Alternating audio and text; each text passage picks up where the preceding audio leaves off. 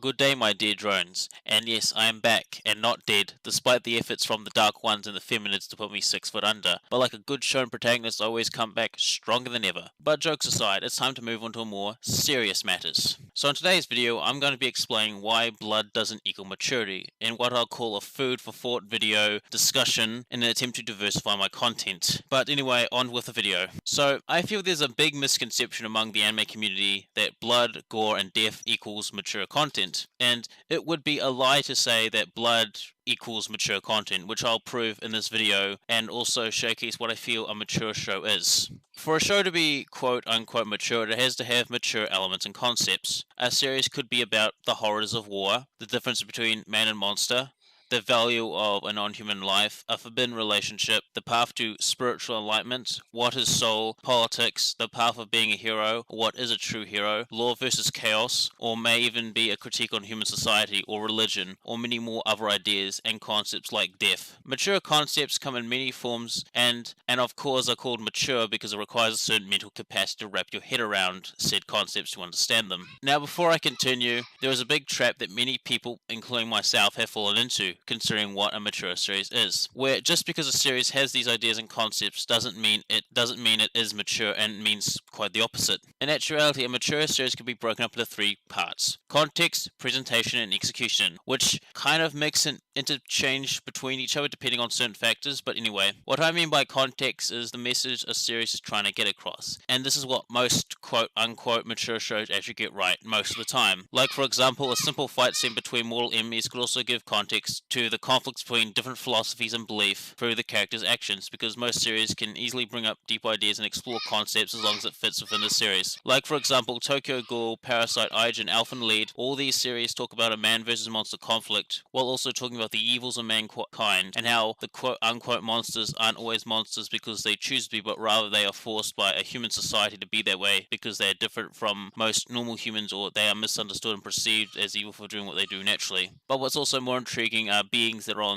kind of on the side of the fence, people who aren't part of this quote-unquote human, but they're not part of this insert thread to humanity either, they're kind of in between. A different example, a simple fight scene between mortal enemies could also give context to conflicts between people of different philosophy and beliefs and the characters' actions in this fight scene can be also used as a metaphor for opposing sides in a different way they view the world. One clear example is the main characters of Samurai Champloo. Mugen is a samurai with a very unorthodox fighting style, which isn't about practice or some sort of manual for sword fighting, but more about adapting to the situation at hand, and through Mugen's fighting style we see it fits his very free-spirited nature, despite his anti-hero-like nature. In contrast to Mugen's style, his rival Jin has a very by-the-books fighting style, where even if he uses techniques that differ from the norm, it remains a very rigid and calculated fighting style that's more centered around predicting what his opponents will do and countering it before it happens. This also fits his personality, as he is a very calm and calculated individual. Their personalities and fighting styles represent order and chaos, where Jin's and his fighting style is order, while Mugen's fighting style is chaos. And I could be overthinking this, which is most likely, but I just wanted to list this as a basic idea since I couldn't come up with anything else. Now, of course, to content, there are also a few traps that quite a few people fall into.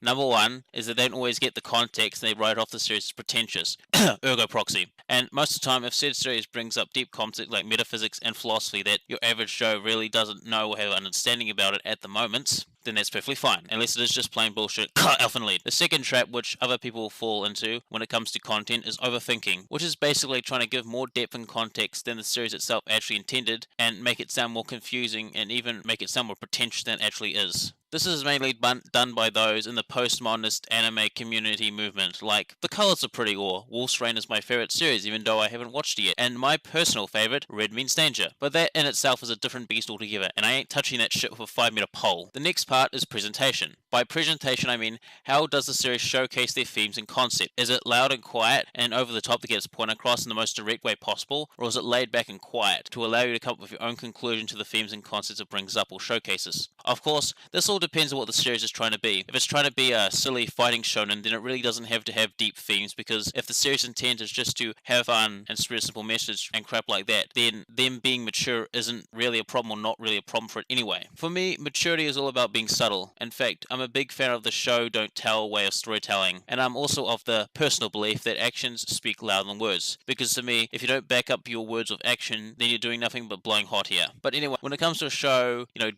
when it comes to show don't tell, it's pretty much conveying a message without using words, which can be used with symbolism, actions, or good just directing or cinematography in order to convey a message without hitting you over the head with it multiple times. One example of this is in Fate Zero, where they showed you the sadism in Renosuke and Caster as they killed kids without any remorse or care for consequences of their actions. And in that show, they didn't need to tell you how fucked up these people were because they showed it to you. They didn't tell it to you, they showed it. On the other hand, one example of a series being allowed is Fairy Tail, where people are all about Nakama power and shit, and instead of letting their actions speak for their friendship, but instead go into massive monologues of how much their friends mean to them, how much they keep going because of their friends. Like, it's nice that they care about their friends and shit, but would it be more impactful if they were a little quiet about and sometimes didn't go on massive monologues when they're getting the aspect of how important their friends are to them? But, details. Now, the last thing I'll be talking about is execution, which is possibly the most subjective part of this video, and it's basically what a series does with its ideas. This part is so subjective that I don't exactly have a full conclusion to draw upon, have enough articulation to convey a proper opinion. But I'll do with the best with the ideas I'm going to pitch right now. So for one example of a series I think is poorly done in execution is Madoka Magica, which was hyped up to be this deconstruction of the magical girl genre, and after watching it along with other magical girl shows and thinking about it after a while, I found it very lackluster and best, and the show is basically a one-time ride that relies a lot heavy on shock factor. And I will expand upon this point later in a later video, but just in case you don't want to wait that long, to make a long story short, Madoka Magica has a lot of context and ideas, which I thought were pretty cool, and it was presented quite nicely, but how they went about or executed these ideas was not up to par of what it could have been. So what I'm trying to say is that without these elements done right or to some sort of standard, a series will be nothing more than edgily tasteless gore fest, which I personally really enjoy, and is entertaining, but from a critical standpoint, is just another cheap gore porno, which is a dime a dozen nowadays. And before I finish off, I'm not saying this show has to be mature to be considered good or high quality, because simple shows can be good, and even over-the-top shows can be good. It all depends on what the show is trying to be. Like Boku no Hero, for example, is this very silly shonen show about people trying to become superheroes and etc. And it's like an anime version of almost every single superhero trope you can think of, and it doesn't make it a bad series. In fact, I find Boku no Hero quite